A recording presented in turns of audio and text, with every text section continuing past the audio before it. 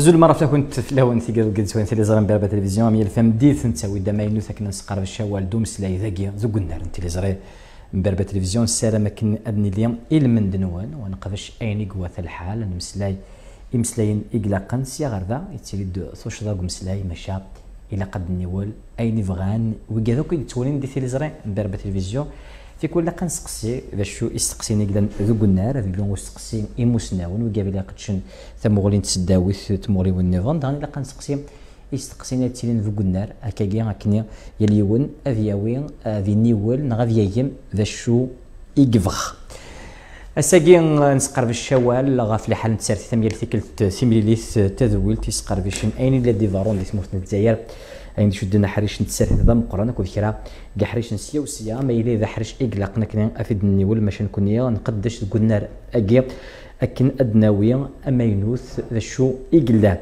غورنا غاساقي أما غناس نتسارت تمس عبد الكريم زغيلش ولا نتا في تمارة إقلا في الحبس أزول في الله تنميت من الدرجة غورنا. Bonsoir Hamou, bonsoir à la totalité des téléspectateurs de Berbère Télévision. تنميت تنقط مس عبد الكريم زغيلش تشنيا فليف سلت مرات ذي الحبس 2018 بنك الحبس في مسالتي مساوي نموسون المواطنه سين وقورن بعد 15 يوم تكشم في راديو سربا كان يعني شتيني راديو هناك بعد نقيم كان في 2019 ذاني صغار الحبس في مسالت الولي نقسنتينا مثل نوفيفس قيم بازار 15 بوسام بعد جلاف 20 قيم مازال نستا وقورن تزورا مسيو عبد الكريم زغيرش ماس عبد الكريم زغيرش مسلا هذا في البروسي انك امشي يقادا ضم قران البروسي.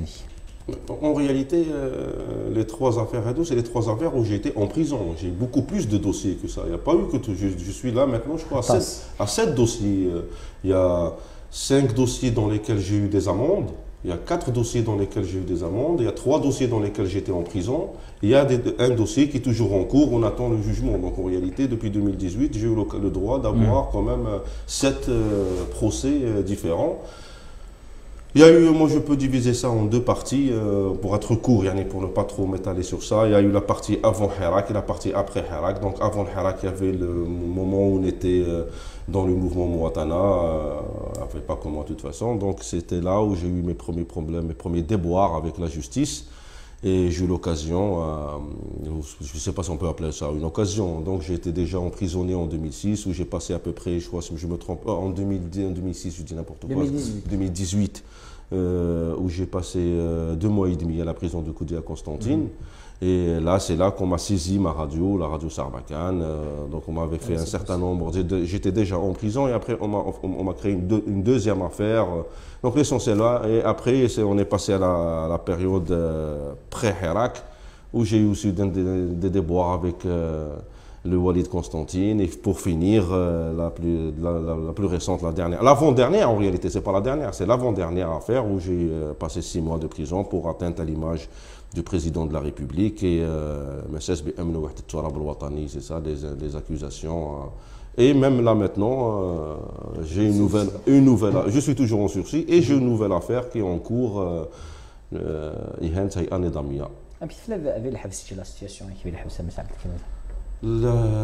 La vie carcérale, moi je crois que la prison, vaut mieux en parler pendant 10 ans ou ne pas en parler du tout.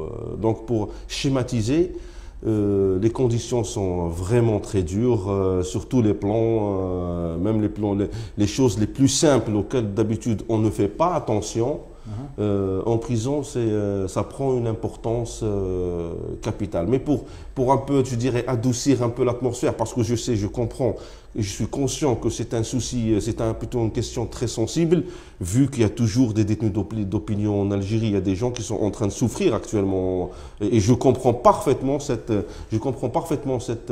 souffrance. Mais je dirais que c'est très difficile.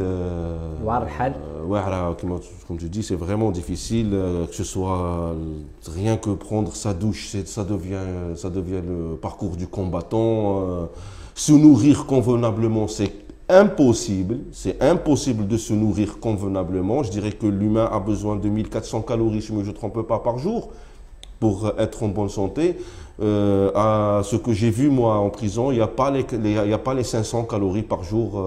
Le prisonnier ne reçoit pas 500 calories par jour.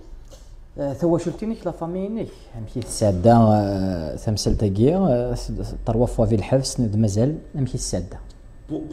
C'est la question précise pour cette fois-ci. Je dirais que on n'a jamais l'habitude. J'allais dire que ma famille a pris l'habitude, mais on ne prend jamais l'habitude de ce genre de situation. Mais ce qui est certain pour cette fois-ci, pour la dernière fois, c'est que nous avons pris l'habitude, moi et ma famille également, c'est que chaque fois que j'ai des soucis avec la justice algérienne, ça a toujours été c'est toujours parti vers des amendes. C'est-à-dire, je suis en prison, mandat dépôt, pas pour 15 jours, un mois et demi, 2 mois, maximum à tout casser, 2 mois et demi, comme c'était en 2018. Mais une fois devant le juge, c'est une amende. C'est une amende et je rentre à la maison. Cette fois-ci, ça n'a pas été le cas. Donc, en réalité... 6 mois. C'est en réalité, oui, 6 mois exactement. C'était 2 années la première fois. Il faut avoir la réaction de la famille en première instance. Quand le juge a prononcé le verdict de 2 années de prison ferme, en réalité, même moi, et ma famille également, parce qu'on m'a raconté plus tard, c'est là où on a pris conscience de la gravité de la chose. Parce que tout le monde s'attendait à ce que devant le juge, moi je te dis tout le monde, je parle de moi en réalité, moi je m'attendais à ce que devant le juge, je prenne une amende et je rentre à la maison. Mais une fois devant le juge en première instance, le juge a prononcé un verdict de 2 années ferme, la perception de la situation a complètement changé chez moi. Et une fois dehors, ma famille et mes amis m'ont raconté aussi leur perception de la chose qui a complètement changé. Parce que 2 années de prison, et j'imagine notre ami Khaled Drani actuellement, 2 années de prison, je ne sais pas comment t'expliquer la chose. C'est catastrophique, c'est énorme, c'est incroyable. Et pour finir ce point-là, ce que je retiens moi de cette situation-là dans laquelle j'ai été mis malgré moi, c'est qu'une fois le juge en 2e instance, il redonne un autre verdict d'1 année de prison ferme, plutôt d'1 année de prison dans 6 mois ferme et 6 mois avec sursis. On se retrouve dans une situation, malgré qu'on est convaincu de notre innocence, on est convaincu de n'avoir absolument rien fait. On se retrouve dans une situation, on dit pratiquement au juge, merci, alhamdoulilah, shukran, li a'tatni ghayr 7 shahr, ou ma a'tatnish ktar, malgré que je n'ai absolument rien fait. Monsieur Zghailich, nous avons remarqué les avocats, avec le procès. Oui. Bon, je dirais que c'est une question très sensible. Mais pas aussi sensible que ça. Quand je dis sensible, peut-être assez personnel. Moi, je n'aurais pas imaginé que tu allais me poser cette question entre nous. Franchement, je ne croyais pas que tu allais me poser cette question. Mais la réponse, elle est aussi simple que la question. La réponse, elle est aussi simple que la question. La réponse, c'est qu'il y a eu un précédent. Et je crois que tout le monde est au courant maintenant. J'espère que tout le monde est au courant de ça. Je ne me rappelle pas la date exactement, mais il y avait un certain moment, c'était en 2019. Je crois que c'était en mars. 11 mars 11 mars, je ne sais pas, c'est toi qui le dis, mais l'essentiel, il y avait le procès de notre ami Karim Tabou, voilà, ici sur Alger. Et le jour même, comme par hasard, moi j'avais un procès également à Constantine. Je me présente au tribunal confiant, comme d'habitude, confiant, avec quelques amis et quelques membres de la famille. Et à mon étonnement, j'imagine que tout le monde peut imaginer mon étonnement du moment, je me rends compte qu'il n'y avait absolument aucun avocat qui était présent. Entre parenthèses aussi, je tiens à préciser que je n'étais pas informé que les avocats n'allaient pas venir. Moi, dans ma tête, c'était comme d'habitude, j'allais partir, j'allais trouver des avocats sur place et ça allait se passer aussi normalement que possible dans le meilleur des mondes. Donc il faut imaginer aussi mon étonnement, le fait de voir qu'il n'y avait aucun avocat. Bon, ça s'est passé, le juge a reporté l'affaire, donc il a dit, puisqu'il justement il n'y a pas d'avocat, on reporte l'affaire. Le soir même, ce que je tiens à préciser dans ce point-là, c'est que pour porter des jugements sur ma réaction, il faut être à ma place. Je crois que personne ne peut se permettre de porter un jugement sur la réaction que j'ai eue. Certes, la réaction a été, bon, quand je dis certes avec le recul, maintenant là je le dis, la réaction a été, je dirais, violente peut-être, Mais le soir même, j'ai appris que notre ami Karim Tabou, durant son procès, il y a eu plus d'une centaine d'avocats qui s'étaient présentés à son procès. Donc voilà, tu peux imaginer la réaction que j'ai eue, qui reste à mon avis assez peut-être puérile. Je peux l'accepter, le comprendre, puéril peut-être, mais spontané certainement et justifiable. شو لا رياكسيون ميك حبس اللي حبست لي مارش خاطر الكورونا الكوفيد 19 من بعد حبست لي مارش شو لا رياكسيون Sur ce point aussi, je tiens vraiment à préciser un détail, ce que moi j'ai fait partie de la partie des hirakistes qui n'ont jamais appelé à l'arrêt des marches. J'ai toujours soutenu la nécessité de maintenir un strict minimum, une permanence même j'ai utilisé une fois parfois le mot permanence du hirak. C'est-à-dire j'ai fait partie des gens qui ont appelé à ne pas arrêter les marches. Malgré l'épidémie, malgré la répression, malgré l'épidémie, je la mets parmi les contraintes. Le hirak il n'y a pas que l'épidémie comme contrainte au hirak, il y a plein d'autres contraintes. Mais comme je dirais comme les forces de l'ordre, ils sont tous à l'extérieur, c'est-à-dire ils n'ont pas arrêté de sortir à l'extérieur, le hirak peut prendre les mêmes précautions que les forces de l'ordre et continuer à sortir à l'extérieur. Il y avait à un certain moment une idée que j'ai trouvée assez intéressante, c'était de faire un hirak en voiture par exemple, ou bien respecter la distanciation sociale, respecter l'essentiel, la totalité des consignes de sécurité sanitaire par rapport au Covid-19, mais trouver une solution pour ne pas avoir l'arrêt brusque des marches sans préparation de la reprise. Parce que même, je dirais, la partie tout à leur honneur également, c'est-à-dire avec leur argumentation, la partie qui a demandé ou qui a, qui a insisté pour l'arrêt des marches, n'a pas préparé la reprise. Chose qu'on est en train de voir maintenant. Là, maintenant, on sent carrément qu'il y a une certaine difficulté à relancer la machine. La partie qui a demandé à arrêter les marches n'a pas préparé la reprise des marches. En lançant les appels à la suspension des marches, il n'y a pas eu préparation, il n'y a pas eu anticipation. C'est le mot exact. Il n'y a pas eu anticipation. Donc, sur la suspension des marches, grosso modo, pour moi, je dirais que le hirak, ce n'est pas la marche en réalité non plus. La marche, ce n'est que la démonstration de force du hirak. Le hirak actuellement est passé à une étape, j'espère, ou je suis convaincu de ça, que le hirak est passé à une étape beaucoup plus cérébrale que physique. Donc, la suspension des marches n'influe pas directement sur le hirak. La suspension actuelle des démarches peut influer sur le rapport de force qui existe sur la scène politique et sur le terrain. Mais la suspension des marches n'influe pas directement sur le hirak parce que ça c'est une question piège. Ça c'est une question piège. Est-ce que le hirak va revenir ou non? Moi, là, je vais dire que je vais attendre le 22 février et je n'ai pas à répondre à cette question-là. Parce que moi, je n'ai jamais arrêté mon hirak. Le 19 juin, le 19 juin, c'était un vendredi, je suis sorti dans le hirak. Le 23 juin, la police m'a pris. Donc, moi, techniquement, je n'ai jamais arrêté mon hirak pour parler d'une éventuelle reprise du hirak. Pourquoi je vais parler d'une éventuelle reprise du hirak, vu que moi, je n'ai jamais arrêté mon hirak? ذوك مسو شتيني قلان ولا يا ان ديبا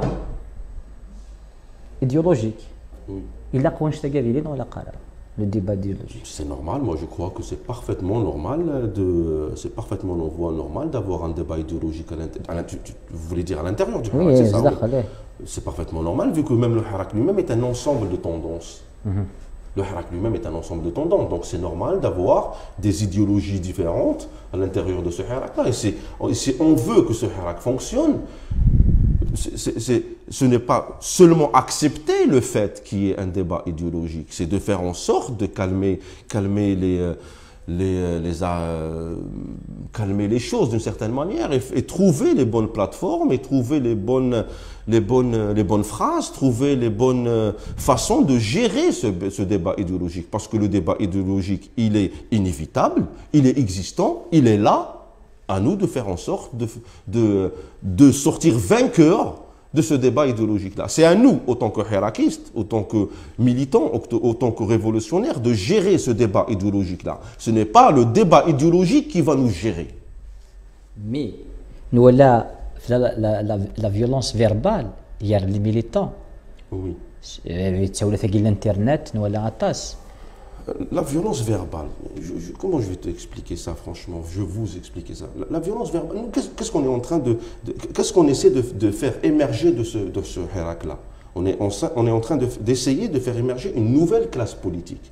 Quand on dit une nouvelle classe politique, et tout en connaissant aussi notre sphère politique et notre milieu politique, moi, je n'aime pas utiliser le mot le peuple algérien. Je vais utiliser le mot militant pour mettre les gens devant leurs responsabilités. Parce que la responsabilité, avant qu'elle soit la responsabilité du peuple algérien, c'est la responsabilité des militants politiques. En parlant de faire émerger une nouvelle sphère politique, une nouvelle classe politique en Algérie. Donc on est en train de parler quelque part d'une sphère politique et de militants qui ne sont pas formés quelque part à la politique. Donc, je dirais que ce langage-là, cette façon-là, cette violence verbale, c'est une sorte d'immaturité politique qui va se régler avec le temps. Avec le temps, le militant de base, que j'étais moi en 2011, avec le temps, ce militant de base-là va se perfectionner, va acquérir un vocabulaire qui va lui permettre de tout simplement de faire passer la même idée, mais avec moins de violence verbale. Et la violence verbale existe partout, dans tous les pays. Mais ça fait partie de l'immaturité politique aussi, ça fait partie de ça. Il faut comprendre aussi qu'il y a réellement sur le terrain une contre-révolution qui est en train d'injecter à l'intérieur du Hirak des fausses informations. Ça, c'est le travail de la police politique. Ce n'est pas la faute du Hirak tout seul. Il y a une contre-révolution, j'imagine que tout le monde est au courant, et moi je dirais la formule, la combinaison de la non-maturité politique de certains militants, plus le travail de la contre-révolution dont le résultat plutôt, c'est cette violence verbale qu'on voit maintenant. Mais je crois que moi je suis convaincu que c'est un souci passager. C'est un souci passager qui va passer. Ça va passer. Avec le temps, ça va passer. Et ça va passer très rapidement. Aussi rapidement que c'est venu, aussi rapidement ça va disparaître.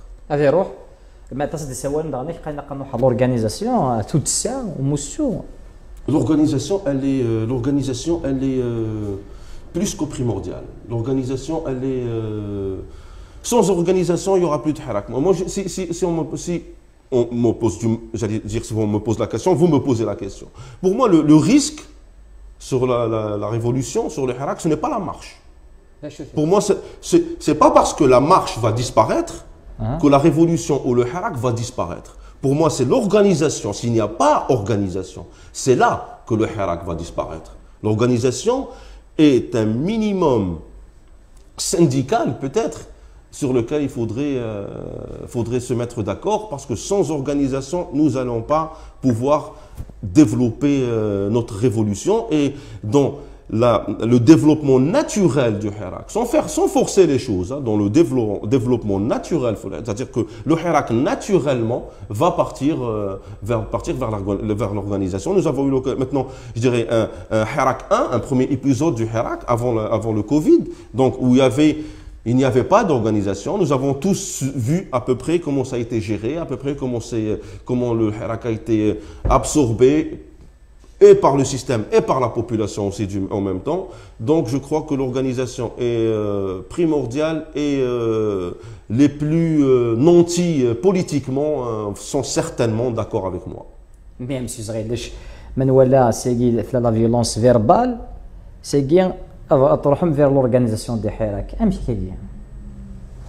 Je crois que j'ai déjà répondu à cette question-là en principe, je crois, si je ne me trompe pas. Justement, l'organisation. L'organisation va nous permettre de nous rencontrer, va nous permettre de discuter, va nous permettre d'établir déjà des règles de discussion, des règles... accepter le débat. La violence verbale تم قران تيقلان انت وليت. Mais je dirais aussi. Il y a les idéologies, il y a les militants politiques, il y a les détenus. Cher ami, je me retrouve souvent en plein débat avec des idéologies différentes, des amis, plutôt des relations que je me suis faites pendant le Hirak, qui sont d'idéologies totalement différentes. Et je vous assure qu'il n'y a aucune violence verbale entre nous. C'est le débat. C'est l'organisation qui va permettre le débat.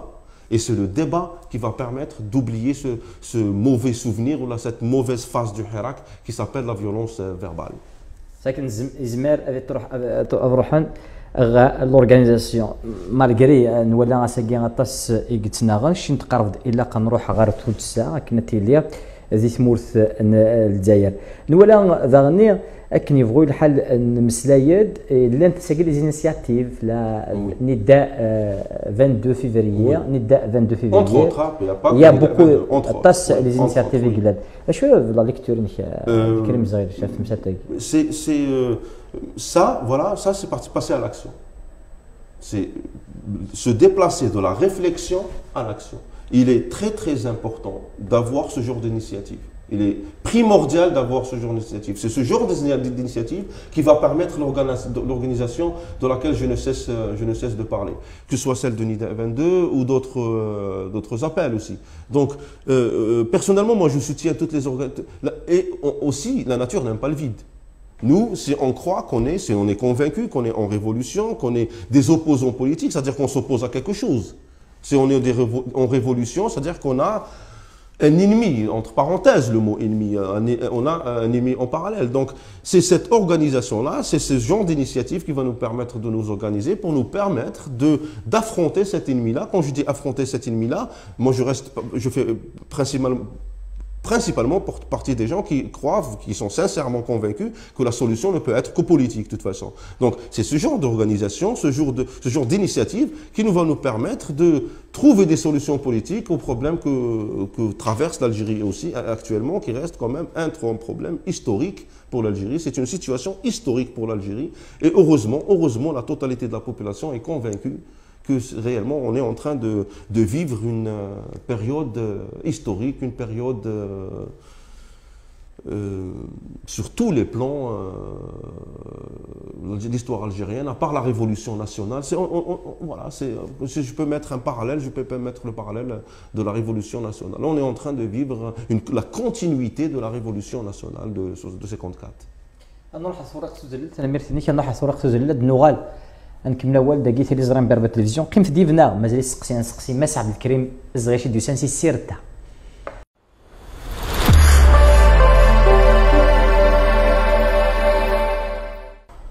هذو المرافق كنت في الاول سحري شو سنت تقول تمريرات مازال اول كنت ماس عبد الكريم الزغيشي دوسانسي تنقط سيرتا وحريش مزورو الا دوان نبود تمثال امشيك تولي امشيك ساده الحبس عبد الكريم الزغيشي ساده هذا نسميك عبد الكريم الزغيشي ساده في التمرات الحبس في موسو المواطنه بعد في راديو السربا كان ثراكس الناس دوزان بوينت ندير انا على حساب شو دينا عبد الكريم الزغيلاش هناك ذا غني غنتا ينوغ نتا في الوالي نقسمتينا اقفيم اكو ذا غني نتا عبد الكريم الزغيلاش ساده استوى كورن الحبس فين شدنا كنت كيراوت مون الجزائر المسلاي في حاله سمشيك ساده في الحبس هناك الى الخصص ام قران ثوا شولتين سيناك نتا ثاني وثقرا ما ثاني غادي تتصل الحاله فين شدن ثمثل تاكيم سي غدا يكرو ولا عبد الكريم زغيش فين كاسقسي فين دي شدن ايماس لي زافوكا يرسكو في لي زافوكا يرد ثغري من بعد يمسلايد غا فموسو امي حبسنا موسو ني كيسا ولا لاقا يكمل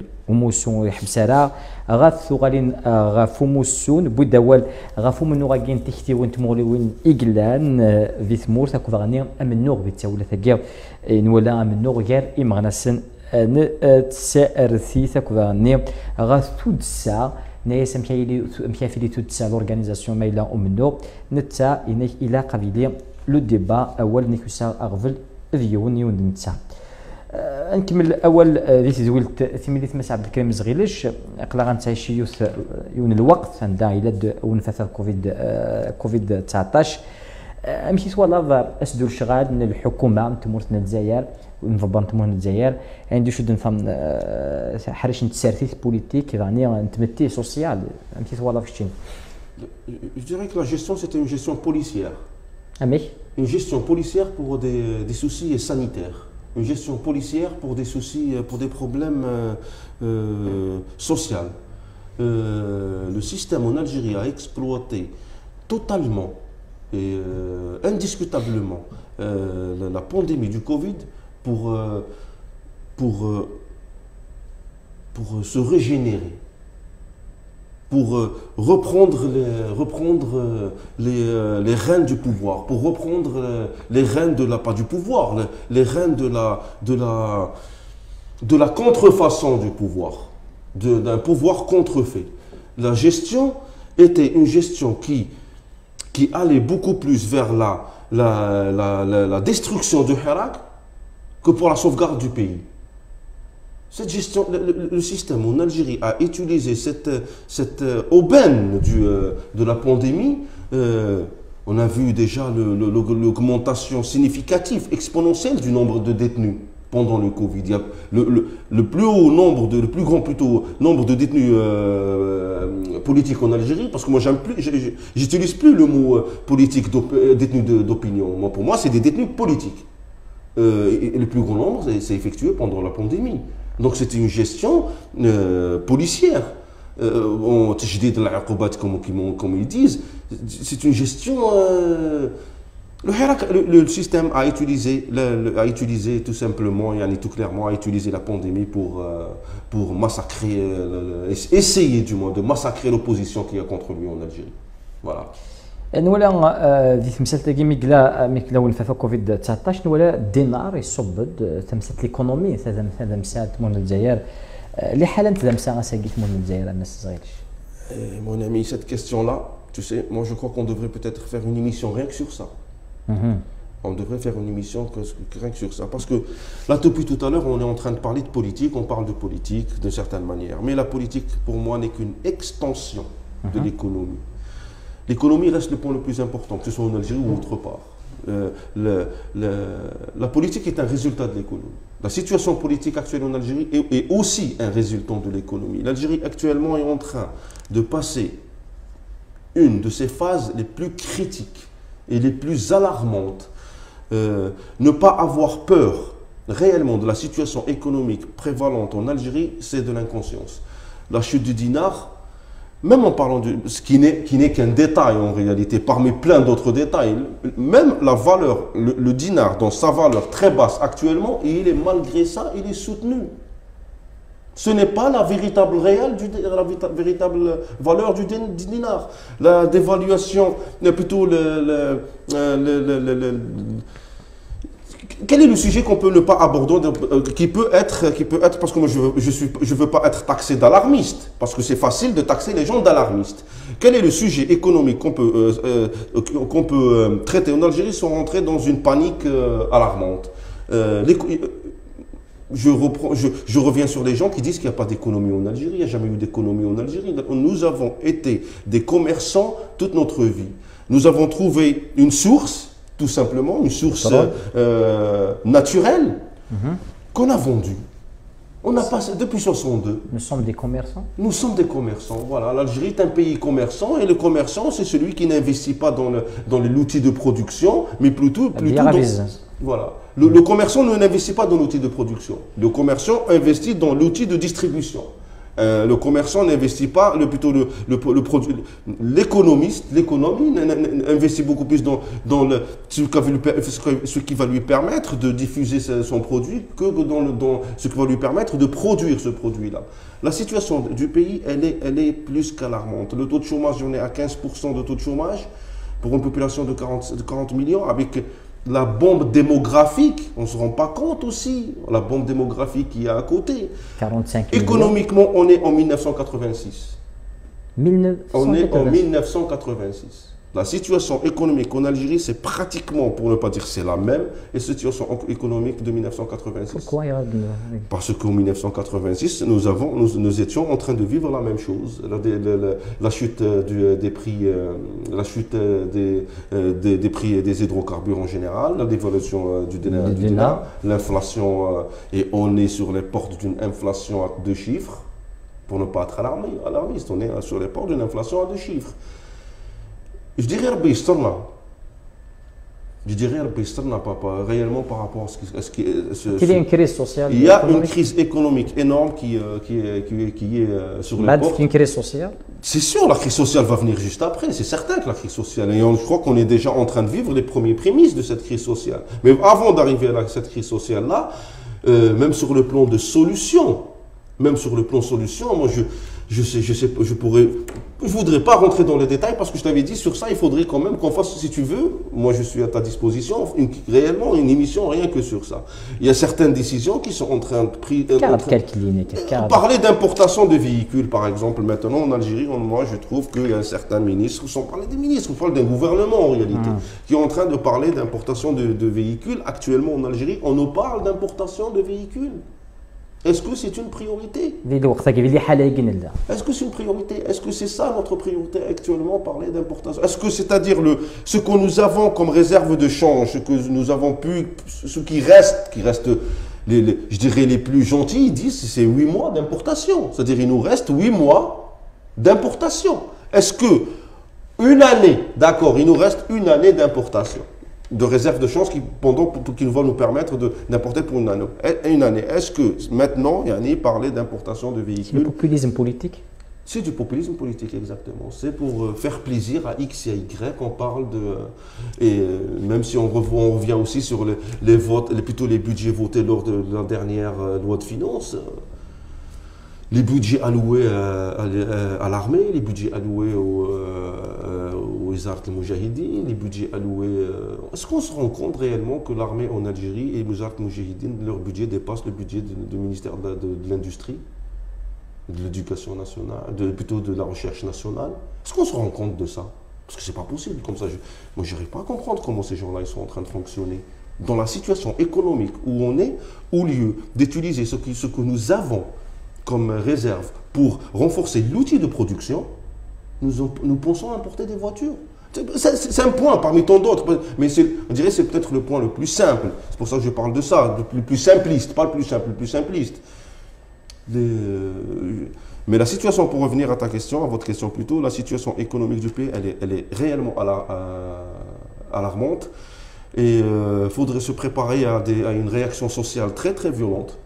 Une crise profonde. Une crise profonde, une réaction sociale vraiment profonde.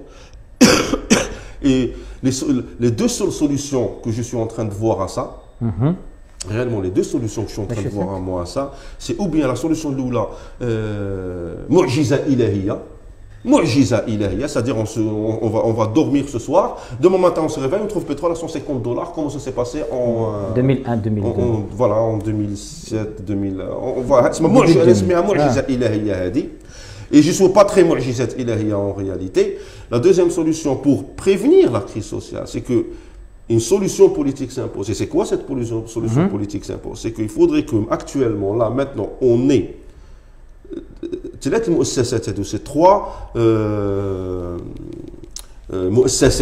3 comment on dit déjà en français?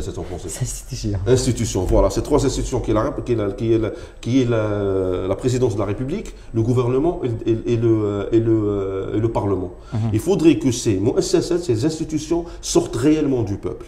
Il faudrait que ces institutions sortent du quartier, sortent Mchab réellement, pour que quand ces institutions vont, dans une année et demie au maximum, veut se présenter devant la population et dire à la population, et à moi également, que je fais partie de la population, il faut serrer la ceinture. Il faut qu'on cède, il faut qu'on marche ensemble pour sortir de ce marasme dans lequel on y est. Il faudrait que la population leur fasse confiance. Il faudrait que la population marche avec eux. C'est-à-dire, comme on dit en prison, il y a une baguette de pain, on va se la partager. Il y a une baguette de pain, on va se la partager en attendant pour trouver du temps pour travailler, pour économiser du temps. En attendant à virer le prix de pétrole. Non, non, non, non, non, non, on ne va pas attendre ça. Ça, c'est très populiste comme pour gagner du temps. Au lieu de perdre notre temps à gérer une crise sociale, nous n'avons pas de temps à perdre en réalité. L'Algérie n'a plus de temps à perdre. Au lieu de perdre du temps à gérer une crise sociale qui va être mais vraiment profonde, calmer cette crise sociale, l'englober et gagner ce temps-là pour travailler en parallèle, pour sortir rapide. Plus on va perdre du temps à gérer la crise sociale, plus on va perdre du temps. La solution, c'est les startups. Les startups, oui, c'est des solutions parmi d'autres. Mais là, vu l'urgence de la chose, c'est de calmer la crise sociale. C'est sûr, les startups, je t'ai dit tout à l'heure, je vous ai dit tout à l'heure, c'est une question qui nécessite une émission à elle toute seule. Et je crois qu'on n'a pas le temps, pour rentrer. Les startups, dans ce cas-là, on va parler de l'agriculture, on va parler du tourisme, qui restent les deux premiers secteurs dans lesquels il faudrait investir massivement et rapidement. Pas importer des voitures. Pas importer des voitures. Moi, j'ai 100 dinars en poche, je vais acheter une crème glacée alors que je n'ai pas de quoi acheter une baguette de pain. Une voiture, c'est du luxe. On parle de voitures touristiques, on ne parle pas de bus et de véhicules industriels, on parle de voitures touristiques. On est conscient de quoi on est en train de parler. Donc voilà, pour la situation économique du pays, pour revenir à peu près au sujet, au thème de l'émission actuelle, elle est vraiment alarmante. Et je ne crois pas qu'elle est très très bien. Je n'ai pas confiance dans les gens qui sont en train de gérer l'économie actuelle. Je n'ai vraiment pas confiance dans les gens qui sont en gérer de l'économie du pays actuellement. Et quand je vois les décisions qu'ils prennent, que ce soit par rapport à la loi de finances, la dernière loi de finances, ou là par rapport à quelques annonces, est-ce que je sais pas, c'est fait juste pour l'effet d'annonce ou est-ce qu'il y a un suivi derrière? Je n'ai absolument aucune confiance dans les gens qui sont en train de gérer l'économie nationale actuellement.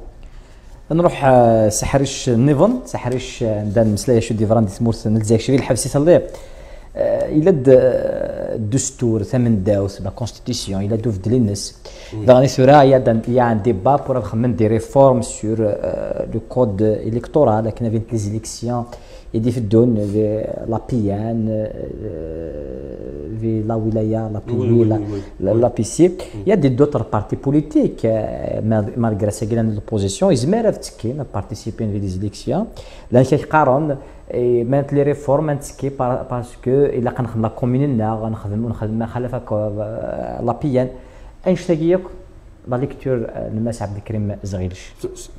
Pour schématiser,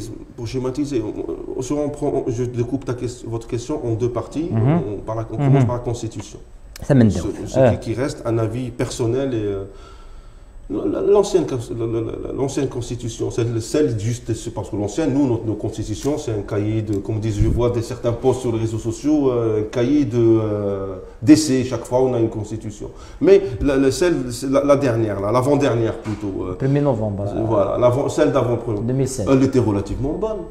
Le problème, c'est pas la Constitution. Le problème, c'est respecter la Constitution. C'est respecter la Constitution. C'est à chaque fois on fait une Constitution et on ne la respecte pas. À quoi bon faire une constitution? Moi, je crois que c'est ça le souci principal avec toutes les constitutions que l'Algérie. La constitution actuellement est un document qu'on présente pour dire qu'on a une constitution. À l'intérieur de la constitution, celle-là et celle d'avant, la liberté de la presse et la liberté de la presse et la liberté d'expression sont garanties. N'empêche que nous avons un Khaled Drani en prison. Donc la Constitution, c'est un document, c'est l'application de ce document-là qui donne la valeur de ce document-là. Ce n'est pas le document en lui-même. Une loi qui n'est pas respectée n'est pas une loi. Donc pour la Constitution, je dirais que le souci, c'est le respect de la Constitution, le respect de la loi en général. La Constitution ne reste qu'un élément. Et même par rapport à la réforme du code électoral, le gouvernement, il joue son rôle. Par le gouvernement, je vais dire, c'est le système, le pouvoir. Le pouvoir, il est en train de jouer son rôle. Donc réformer pour réformer. Combien de fois on a réformé en Algérie? Combien de fois on a réformé en Algérie? Depuis 62. Est-ce qu'une de ces réformes a réellement réformé? On a passé depuis 58 ans maintenant, on est à 59 ans, on arrive à 59 ans. Nous sommes en formation. Nous sommes en formation, exactement. Et nous avons passé on va dire 60 ans, pratiquement 60 années à réformer, la réforme n'a rien réformé. Une réforme qui ne réforme rien, ce n'est pas une réforme. Donc le système plutôt, il est dans son rôle. Il prépare sa relève, il prépare sa régénération. Donc franchement, moi je n'accorde aucun crédit aux réformes proposées par ce pouvoir-là, parce que je dirais que lui était la cause du problème. Et parce que c'est lui qui est la cause du problème, il ne peut pas être une partie ni la source de la solution. Pour participer quelle que soit l'élection que le pouvoir va organiser au référendum, que le système va organiser maintenant, je dirais que c'est lui permettre de subsister. Parce qu'il va disparaître ce système. Il va disparaître ce système. Il va disparaître tôt ou tard. La situation politique qui est la gestion de la Covid, la social, une crise économique profonde vers une crise sociale قريب ماشي نشتاقيها بدا كاينات في مصلايفه في لا كونستيتيسيون في مصلايفه في لا ريفورم قايلين دو كود الكتورال شو لا سيتياسيون ما داناليز مش فهم قرانت جينيرال. La situation générale, en deux mots, nous avons un système qui se maintient grâce à des tentacules établis à force de corrompre les gens.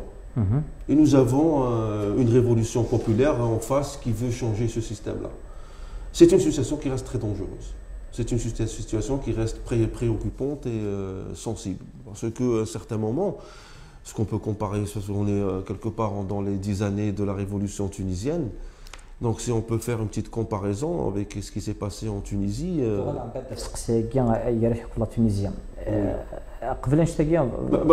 Donc si je reviens à votre question, la situation elle est préoccupante. Voilà, la situation elle est dangereuse peut-être, je dirais, parce que à un certain moment, il va y avoir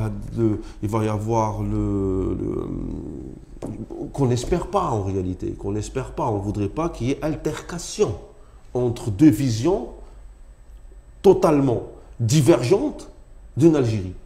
Parce que si le système actuel en Algérie, le pouvoir actuel en Algérie, continue dans sa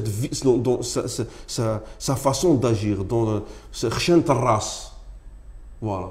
Et il a vu qu'il y a eu à un certain moment des millions d'Algériens dans la rue. Et si ces millions d'Algériens ne sont plus dans la rue actuellement, ça ne veut pas dire que leur façon de voir la chose a changé. Donc, je dirais que la situation, elle est préoccupante et profondément, j'espère qu'il va y avoir à un certain moment,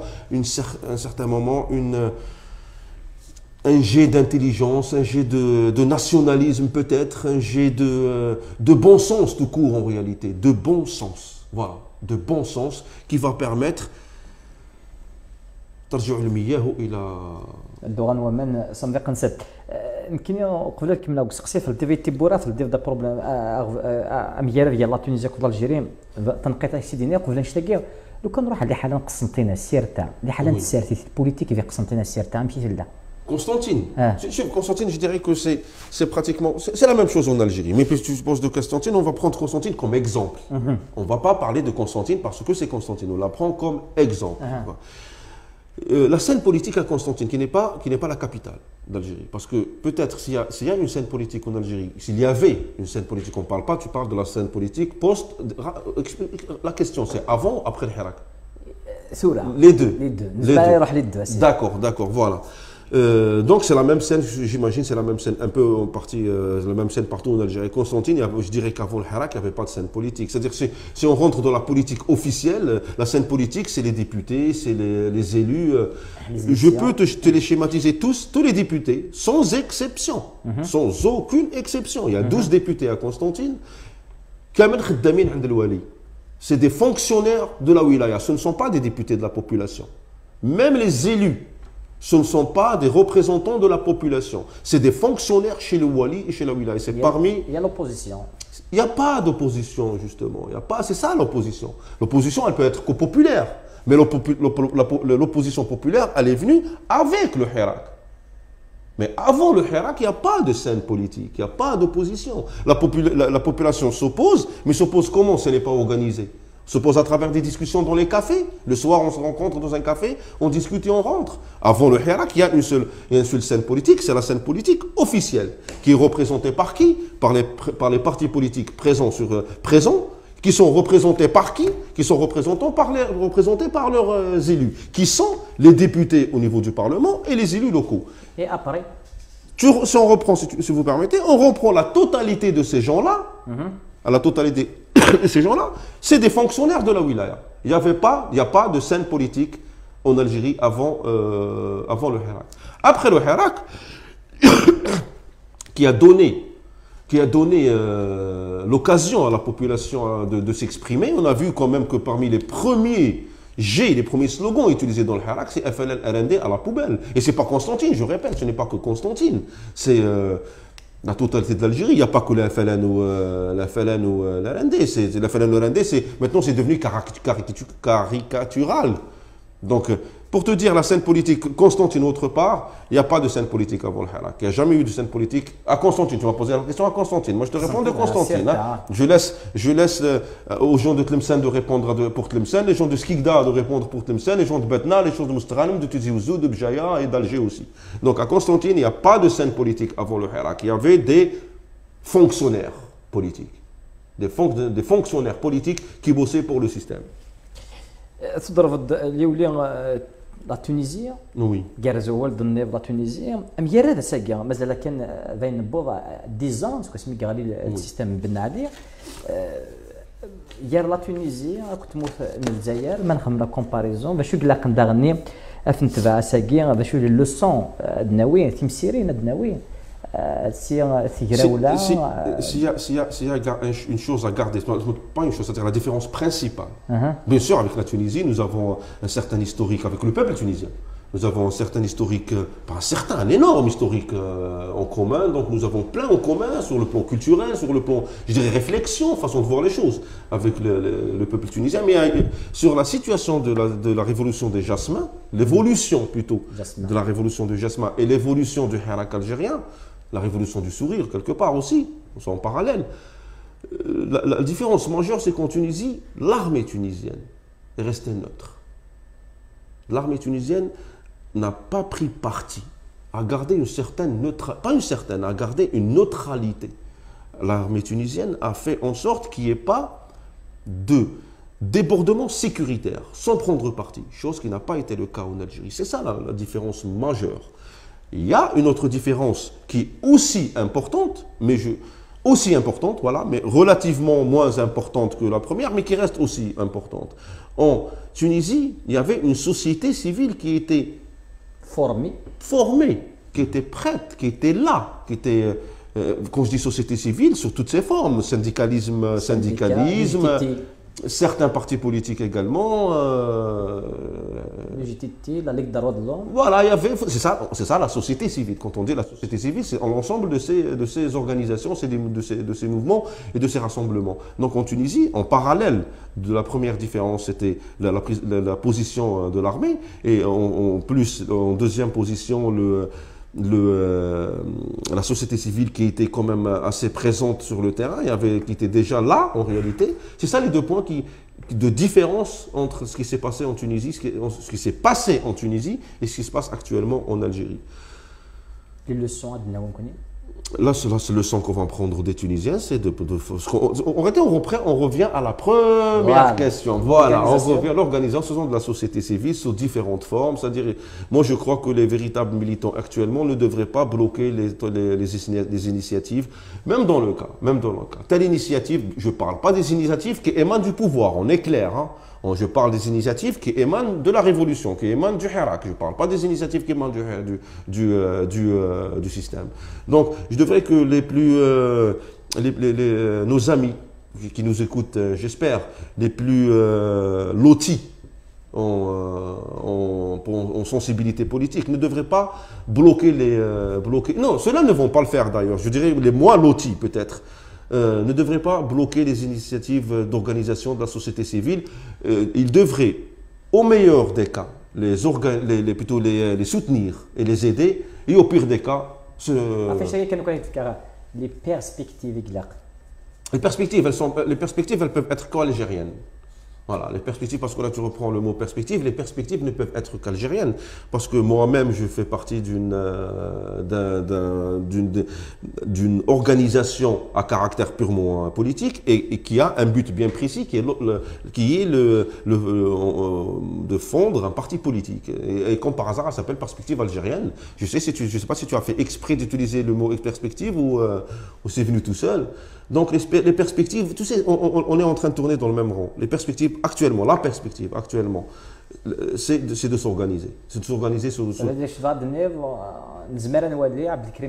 dans une formation politique. J'y suis déjà. Je suis déjà dans une formation politique qui est Perspective algérienne. C'est un ensemble de personnes. On s'est globalement et majoritairement rencontrés durant le Hirak. Nous avons essayé de ne pas avoir de figures de l'ancien système, de figures, je dirais, prépondérantes de l'ancien système dans nos rangs. C'est des jeunes, la majorité écrasante, c'est des jeunes. Peut-être je me trompe pas, mais peut-être je suis le plus vieux dans cette formation-là. Parmi les plus vieux, mais la majorité, c'est des jeunes. Et on est dans une optique purement politique. Vous savez, si on croit que la solution ne peut être que politique, si on croit que la solution ne peut être politique, on ne peut s'inscrire que dans une dynamique politique. Et dites-moi, qu'est-ce qu'il y a comme meilleure dynamique politique qu'un parti politique? Je pose la question.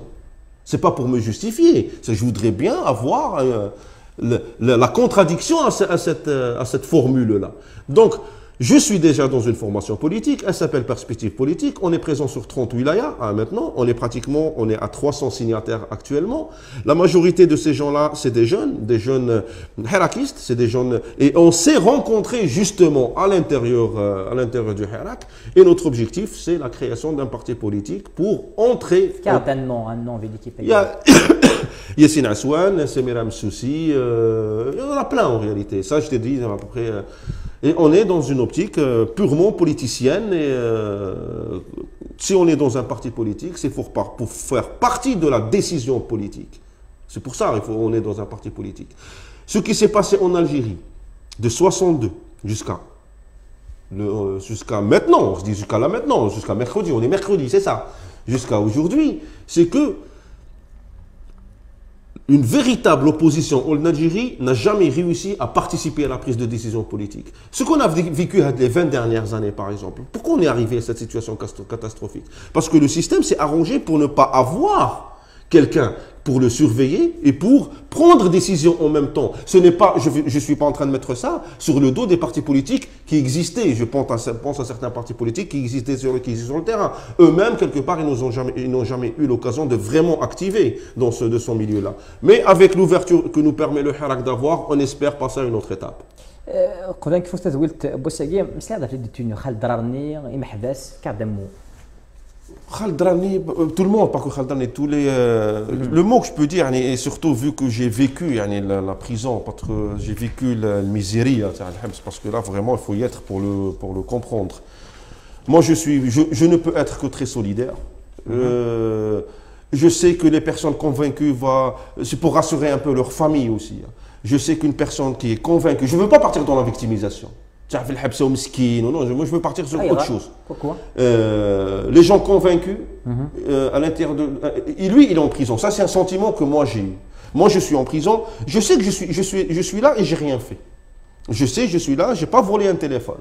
Je suis là à cause de convictions politiques ou citoyennes que j'ai. Donc, rien que ce sentiment-là te renforce à l'intérieur de la prison. Alors, je crois que, comme Khaled Drarni, comme les autres, ils vont développer ce sentiment-là. Et ça va leur permettre de renforcer leur vécu et leur permettre de dépasser cette mauvaise phase que j'espère bien sûr très courte pour tout le monde.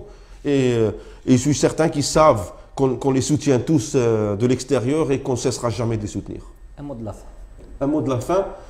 Un mot de la fin, voilà, ça tombe bien, il y a il y a notre doyen, je dirais, voilà, exactement. Je n'arrivais pas à trouver.